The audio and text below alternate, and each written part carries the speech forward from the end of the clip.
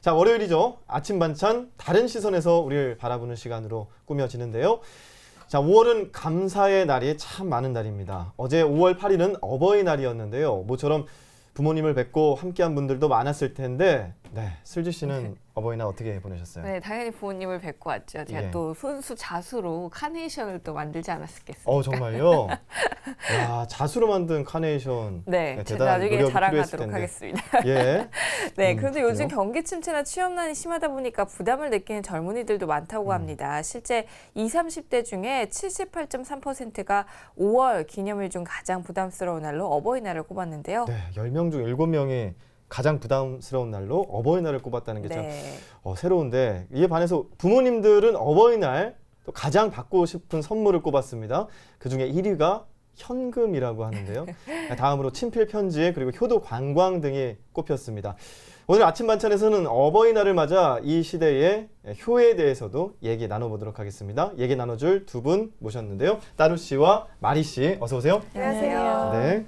네, 어제가 이제 5월 8일 어버이날이었는데 뭐 카네이션도 달아드리고 고마움을 표하는 날이잖아요. 캐나다와 핀란드에서도 어버이날이 있는지도 궁금해요. 어떤가요, 다루 씨? 예, 있는데요. 근데 어머니하고 아버지 날은 이렇게 따로 지내요. 그러니까 사실 마침 어머니 날은 바로 어제였어요. 예. 그래서 저도 우리 엄마하고 통화하고 뭐 이렇게 뭐 축하한다고 이렇게 말로만 이렇게 예. 말씀드렸는데 어버이 날은 나중에 11월에 날씨 안 좋을 때 있어요. 왜 그때는 있는지는 모르겠지만요. 아, 그렇군요. 캐나다는 어떤가요? 네, 캐나다 같은 경우에도 어제 그 어머니 날이었어요.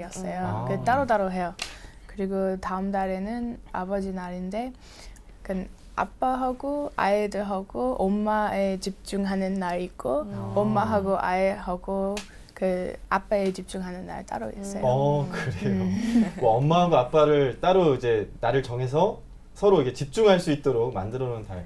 우리는 이제 어버이날 해서 부모님 모두 같이 함께 한 가족이서 이렇게 모이는데, 어제 같은 경우에는 서울의 그 식당들이 문전성시를 이룰 정도로 부모들을 가족들 단위로 식사를 하러 온 그런 사람들이 많았다고 하는데, 이처럼 어버이날에는 부모님을 찾아서 뵙고 여행을 하거나 아니면 외식을 하는 경우가 많아요.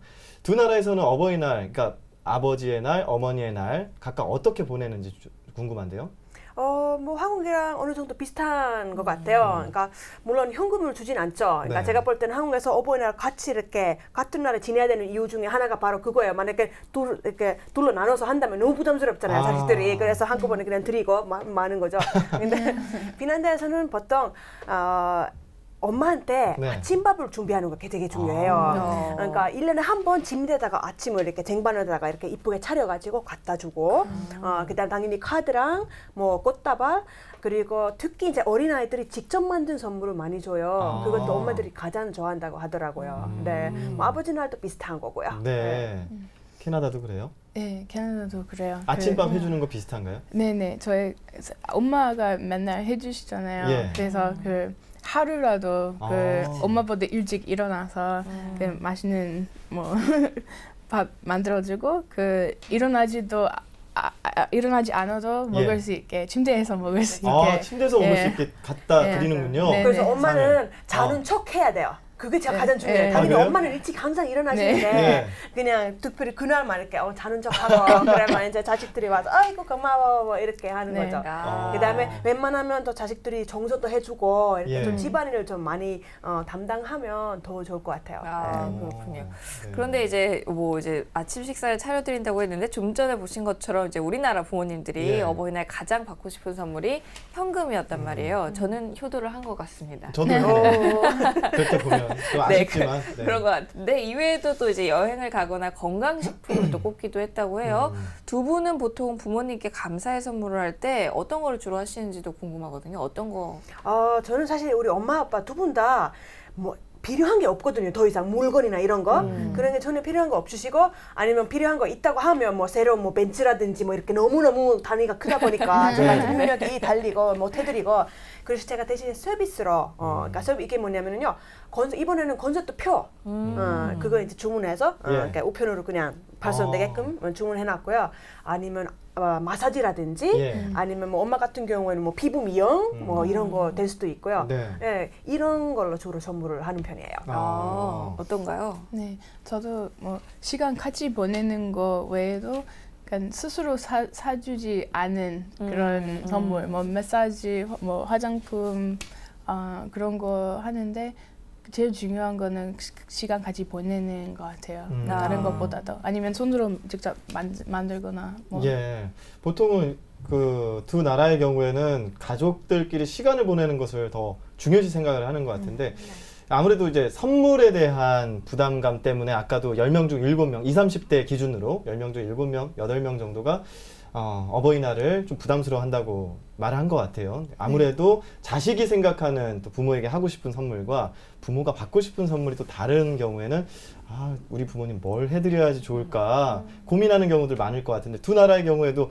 이 서로 엇갈리는 경우들이 있나요? 선물이? 있죠. 이번에 사실 제가 어머니를 앞두고 이렇게 한 예. 기사를 봤는데요. 네. 여기 이제 엄마들이 가장 받고 싶어하는 선물, 뭐 책이나 뭐 좋아하는 가수의 CD라든지, 예. 뭐 직접 만든 선물이라든지 뭐 이런 뭐 케이크나 이런 거였는데, 근데 제일 받기 싫어하는 게 뭐였냐면 잠옷이나 네. 아니면 뭐 가전 같은 거 그런 거 받기 싫어했어요. 핀란드의 기사 중에서 그랬다는 예, 맞아요. 거죠? 핀란드 기사를 봤다는 거예요. 예. 네네네. 그런 건 좀 엇갈릴 때가 있죠. 예. 특히 이제 잠옷 같은 거 핀란드에서 그냥 잠옷을 주는 그런 전통이 좀 있어요. 있어요? 예. 아. 네네네. 그래서 그걸 되게 싫어한다고 하더라고요. 그럼 진짜 집에 잠옷이 정말 많겠네요. 정말 많죠. 정말 많아요. 그런데 네네. 또 받으니까 싫을 수 맞아요. 있겠군요. 네, 예. 캐나다는 어때요? 비슷한가요? 뭐 저도 그 뉴스에서 좀 알아봤는데 예. 그 10명 중에 6명이 그냥 시간 같이 보내는 거 원한다고 했고 저희 어머니는 사실 뭐 드려도 되게 감사하게 생각하시는 그러니까 아무렇지 않은 거 주면 와 너무 예쁘다 그러니까 네, 그거 항상 고맙게 생각해요. 그리고 저는 사실 한번 네네. 한국에 있을 때 한국 스타일로 그 현금을 드린 적이 있어요. 그러니까 예. 송금을 한 거죠. 예. 그러니까 우리 엄마 통장으로 예. 바라는 눈치를 못 채시고 예. 그러니까 한 2주 뒤인가 뭐저 전화가 왔더라고요. 야 지금 뭐 한 거냐 미쳤냐고 내가 지금 돈 벌고 있는데 네가 돈 더 필요하지 지금 당장 다시 보내준다고. 그러니까 그게 돈이 전혀 안 통하는 나라예요. 예, 돈은 선물이 아니고 돈을 주고 싶어도 그럼 차라리 백화점 상품권이나 이런 게 낫다고 생각을 하는 거야. 그런 차이점이 좀 있는 것 같아요. 그렇군요. 돈을 선물이라고 생각 안 하는 예. 게 재밌네요. 네. 네, 그런데 재밌는 게 또 이제 부모님들이 어버이날 자식에게 가장 많이 하는 거짓말을 물어봤어요. 네, 답변들이 참 친숙한데요. 네. 일단 한번 볼까요? 네. 4위부터 한번 보면 4위가 내가 오래 살면 뭐하니? 너희만 고생이지. 이게 4위고요. 3위는 네. 바쁜데 내려오지 마라. 어? 바쁜데 오지 마라. 저 자주 듣는 네, 말인데요. 어제 들으시고 안 가셨죠? 그렇죠. 네. 2위는 선물 필요 없다. 너희 살림에 보태라. 이런 말씀을 많이 하시고요. 그러면 1위는 뭐라고 생각을 하시나요? 이 핀란드 네, 1위가 나왔네요. 나왔네요. 예. 1위가 아픈 데 없다. 건강하니 걱정하지 마라. 이거거든요. 이거 거짓말 아니었으면 좋겠어요. 그러니까요. 예. 없으셨으면 정말 좋겠죠. 없으셨으면 네. 좋겠습니다. 맞아요. 이런 착한 거짓말을 부모님들이 이제 뭐 핀란드나 캐나다에서도 물론 하시겠죠. 그렇죠. 저런 거 듣기 바쁜데 내려오지 마라 그런 얘기는 하는 것 같아요. 네. 예. 건강에 대해서는 더 그런 얘기를 안 하는 것 같아요. 우리 엄마도 맨날 오늘 허리도 쑤시고 어디 아프고 막 그런 얘기를 막 하시거든요. 근데 물론 뭐 개인 차일 수도 있을 것 같아요. 예. 그리고 제가 볼 때 한국 같은 경우에는 거짓말 하나가 빠진 것 같은데 네. 그건 것 같아요. 같이 살기 싫어. 네. 그냥 우리 그냥 알아서 살게. 근데 진짜로 그 마음이 아니래요. 제가 한번 그거에 대해서 그래요? 어디 방송 나간 적이 있는데요. 네. 어르신들이 다 진짜 한결같이 사실은 그게 속마음은 그렇지 않다고 얘기를 하더라고요.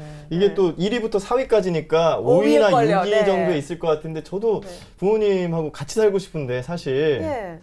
지금 부모님께서 보실 수도 있는데요. 아무튼 같이 살고 싶은데 네. 부모님께서 절대 싫다고 하시더라고요. 그래요? 그래서 네. 재차 물어봤어요. 예. 절대 싫다고 하시더라고요. 계속. 계속. 근데 이게 정말 거짓말일까? 네. 좀 다시 한번 판단을 해봐야 될 것 같고요.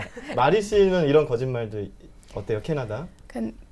대놓고 거짓말 하지 않지만 예. 약간 일부러 말 안 하는 거 물어보지 않으면 좀 말 안 해주는 거 있을 것 같아요. 약간 뭐 허리가 아프다는 뭐 그런 얘기 하시지만 진짜 심각하게 아플 때 그러니까 걱정하게 만들고 싶지 않아서 일부러 안 알려주고 예. 좀 물어보면은 그때 조금 알려주는 편이신 것 같아요. 저희 부모님. 그러니까 처음에는 그냥 바로 얘기를 안 하시고 이제 이런 비슷한 착한 거짓말을 하신다는 거죠. 1위가 아픈데 걱정하지 마라. 아픈데 없다. 걱정하지 마라. 였는데 제발 진짜 이런 거짓말은 진짜 거짓말 아니고 정말 아픈 데가 없으셨으면 좋겠는데요. 자식들 부담될까봐 이렇게 선의의 거짓말을 하는 건데 두 분 혹시 뭐 핀란드나 캐나다에서 부모님들 자식에게 부담될까봐 안 하는 부모님의 거짓말이 혹시라도 있나요? 아마 그 제가 볼 땐 그 약간 의사소통 방법의 차이라고 할까요? 한국에서는 좀 눈치가 빨라야 되고요. 네. 이 사람이 이렇게 말을 하는데 그 진짜 그 속마음이 어떤지 제가 알아서 해석해야 돼요. 저는 아직도 한국에 오래 살았는데도 불구하고 그게 안 될 때가 있어요. 근데 핀란드는 캐나다 비슷할지 모르겠는데 조금 더 진짜 있는 그대로 좀 솔직하게 대놓고 얘기하는 경우가 조금 더 많은 것 같아요. 직접적으로. 예, 직접적으로. 그러니까 그건 오히려 또 예의라고 생각을 하고 약간 이런 그 차이 때문에 조금 덜 하지 않을까 그런 생각을 해요. 솔직한 편이군요. 네. 마리 씨는 부모님이 그래도 좀 이런 선의의 거짓말을 많이 하시는 편인 것 같은데 기억나는 거 있으세요? 아니요, 그 거짓말. 그러니까 하얀 거짓말도 거짓말이라고 생각해요. 네. 우리 가족은. 그래서 선의의 거짓말도 거짓말이다? 네.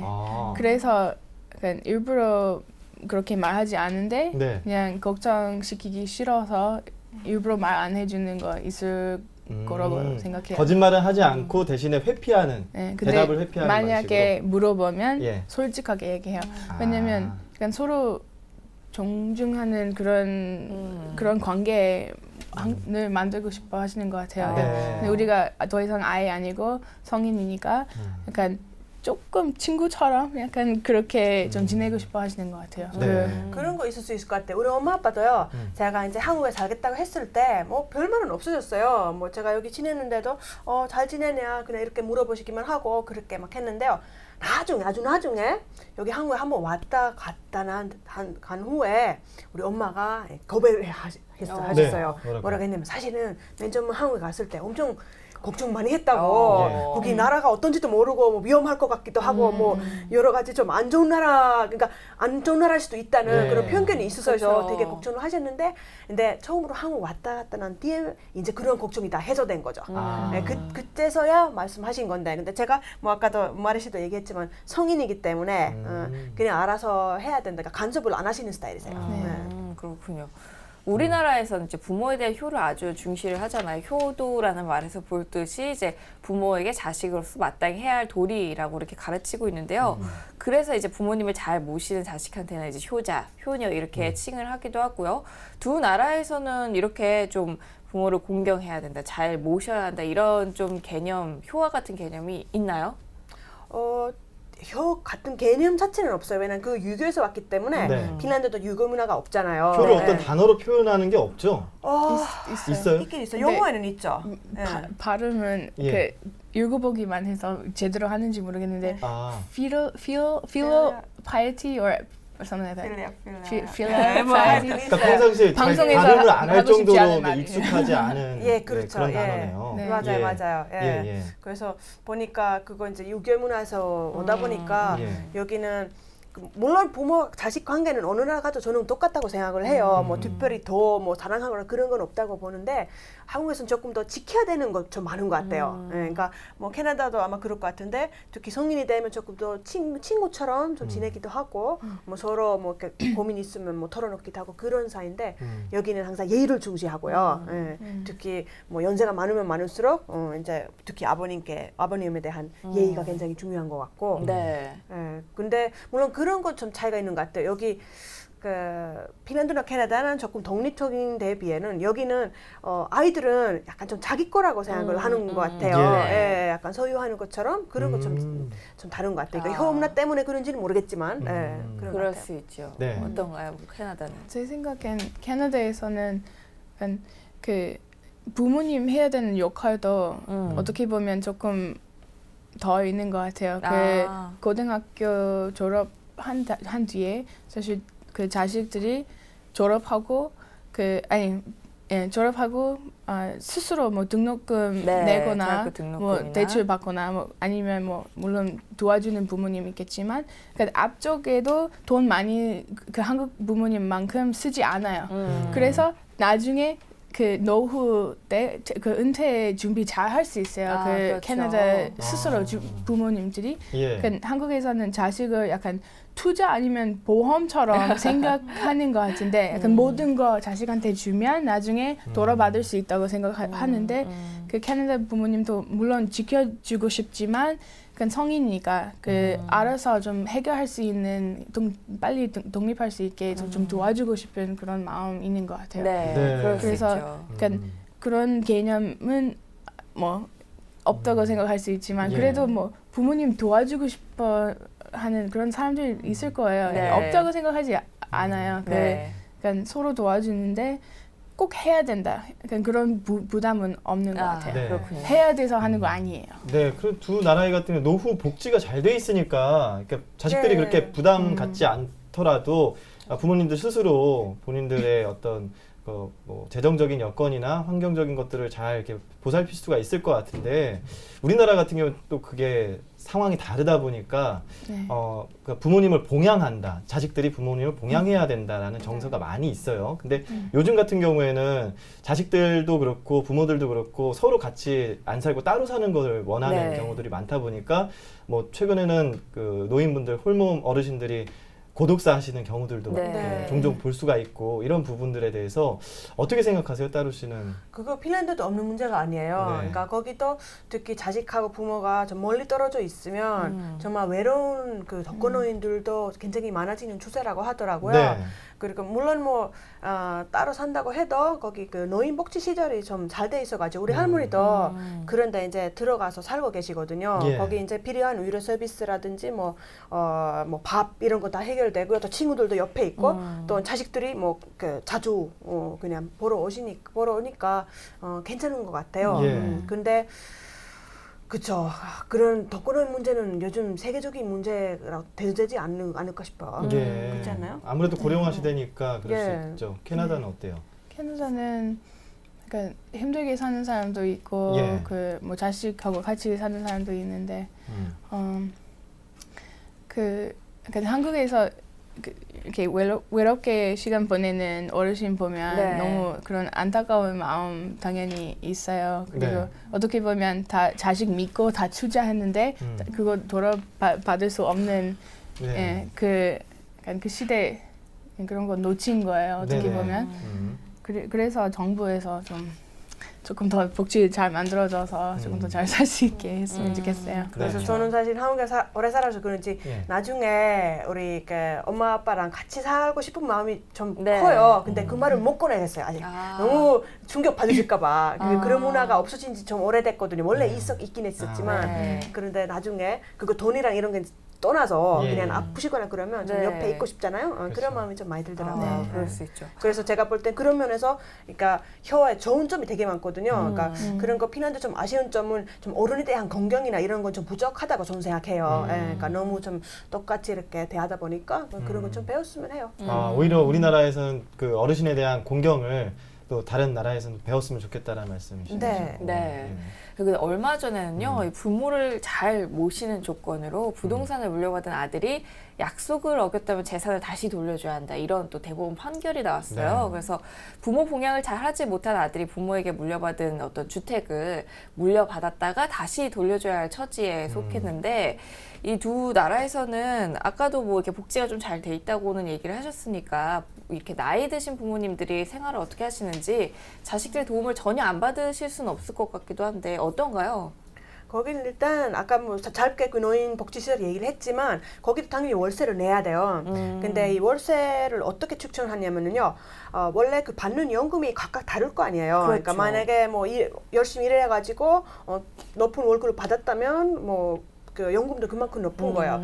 그런데 또 일을 주부 생활 했다면 연금이 당연히 좀 그 기본 그렇죠. 수준밖에 안 될 수밖에 없는데 그럴 때는 똑같은 시설에 들어갔잖아요.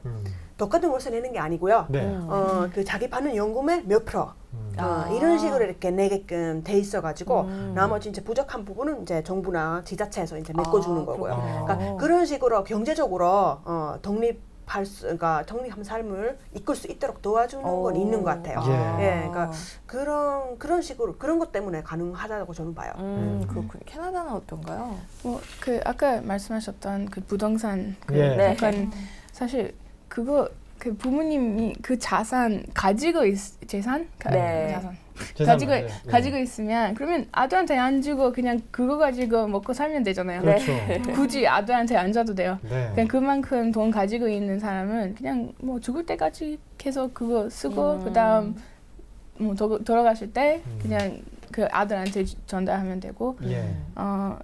뭐 처음부터 없는 사람은 그 정부한테 그렇게 약간 월마다 얼마나 나오는지 모르겠지만 예. 그 나오는 것도 있고 의료 보험도 되니까 뭐 자식하고 같이 사는 경우도 있을 것 같아요. 그 많이 힘들면 근데 부모님도 독립하게 사는 게 좋아하는 것 같아요. 예. 근데 뭐 같이 있으면 좋지만 네. 그런 부담 안 주는 것 같아요. 그러니까 뭐 캐나다 같은 경우에는 서로 부담되지 않는 범위 내에서 뭐 경제 활동을 한다든지 뭐 자신들의 생활을 할 수 있게끔 정부에서 지원을 해주면은 뭐 상관이 없는 건데 우리나라 같은 경우에 또 젊은 층은 젊은 층대로 먹고 살기가 힘들고 또 부모님들은 부모님들을 자신은 재산은 가지고 있지만 이걸 또 자식들에게 다 쾌척하기에는 또 노후가 걸리고 이런 부분들이 계속 뭐가 잘 삐그덕삐그덕 거리는 느낌이 있고 아까 그 부동산 사건도 마찬가지로